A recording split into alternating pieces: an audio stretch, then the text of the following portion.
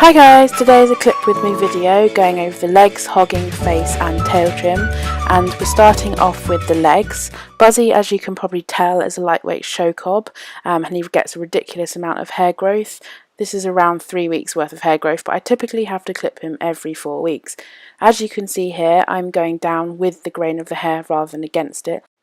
This is ideal for the show ring and produces a smoother look because it doesn't look like you've freshly clipped him, and it means that you don't have to clip all of his leg because you've blended in from the top.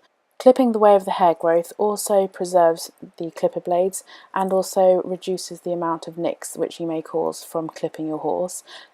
As you can see here, I'm doing it in little stages, clipping down the leg. This is to try and blend it in with the top of the leg. I'm just going over the knee in short bursts and down the leg to get the tidiest and neatest look, and also it allows you to have more control over the blades just so you don't nick your horse's legs. Just out of interest, it'd be nice to know how often you guys have to clip your horse's legs or even your horse's body.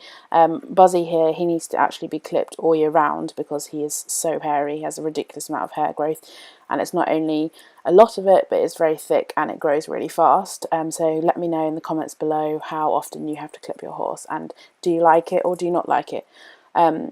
I don't mind clipping his legs and his mane and face, but I don't particularly enjoy clipping his body because I get absolutely covered in hair, and it also looks like it's snowed around the entire of the stables because his white hair just flies everywhere. What I'm doing here is actually trimming up around the coronet band to make it look a lot tidier. A lot of people do forget to do this. Moving on to Buzzy's tail, a lot of people don't realise that the easiest way to actually trim a tail is to use clippers. It gives it a very nice, clean, sharp finish, which is ideal for the show ring and generally all-round smart tidiness. For those of you that don't know, hogging is removing the horse's mane. This usually happens with a cob that's not left in a traditional state. To do this, I move the clippers up the centre of his mane to the left and to the right hand side. I then move to in between his ears and carefully tidy up around here and hog where his forelock would be. I'm very lucky as Buzzy is so well behaved because he has been hogged for the last 20 years at least. Moving on to Buzzy's face, this I do at the same time as I hog and trim up his legs. I always give Buzzy a half face in the summer, and I do this by going up to his cheekbones so that it blends nicely in with the bridle because this is where the cheek pieces would lie. Again, I am very lucky because Buzzy just stands, so most horses you would need to keep a head collar on, but Buzzy doesn't seem to care after all these years, so I'm just going up to his ears. It has taken me a long time to be able to get this far near his ears, so your horses may be better behaved, but I can't do any more on his ears than that. So as you can see, I'm just taking the clippers just behind his jawline. Again, this is where the throat lash would be, so it blends nicely in. I am more all about picture and image because I have grown up having to show all my life, so this is why I try and make everything so tidy. To finish off, I use a flick brush to remove all the loose hair and grease which has accumulated. It just stops him being so itchy and also prevents it getting into his rugs.